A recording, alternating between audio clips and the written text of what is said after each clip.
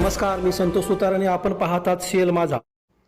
चंदगड शहराच्या सर्वांगीण विकासासाठी शासनाकडून आवश्यक तो भरघोस निधी उपलब्ध करून दिला जाईल अशी ग्वाही राज्याचे सहपालकमंत्री तथा राज्यमंत्री माधुरीताई मिसाळ यांनी दिली.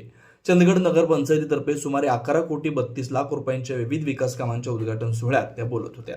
यावेळी आमदार शिवाजीराव पाटील, माजी राज्यमंत्री भरमू पाटील यांची प्रमुख उपस्थिती होती.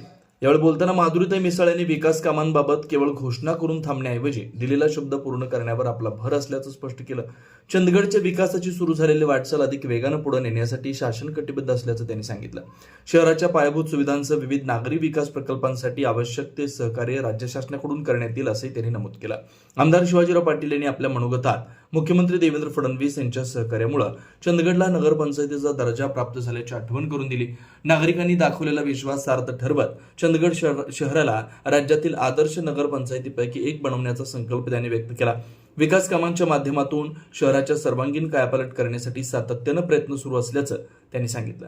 नगराध्यक्ष सुनील कानेकर यांनी शहरातील वाढत्या गरजा लक्षात घेता अधिक निधीची आवश्यकता अधोरेखित केली. चंदगडच्या विकासासाठी शासनाने विशेष निधी उपलब्ध करून द्यावा अशी मागणी त्यांनी यावेळी केली.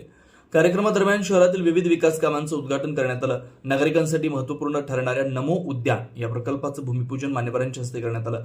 या प्रकल्पामुळे शहरातील नागरिकांना विरंगुळा, व्यायाम आणि मनोरंजनासाठी आधुनिक सुविधा उपलब्ध होणार आहेत. या कार्यक्रमात उपनगराध्यक्ष आयशा नायकवाडी, जिल्हा परिषद सदस्य राजश्री गावडे, सचिन बल्लाळ, स्वाती कोरी, करण मिसाळ, लक्ष्मण गावडे यांच्यासह सर्व नगरसेवक, नगरसेविका, अधिकारी, कर्मचारी तसेच नागरिक मोठ्या संख्येने उपस्थित होते. विकास कामांच्या उद्घाटनामुळे चंदगड शहराच्या विकासाला नवी दिशा मिळणार आहे. आगामी काळात शहराच्या सर्वांगीण प्रगतीला अधिक गती मिळेल असा विश्वास उपस्थितांनी व्यक्त केला.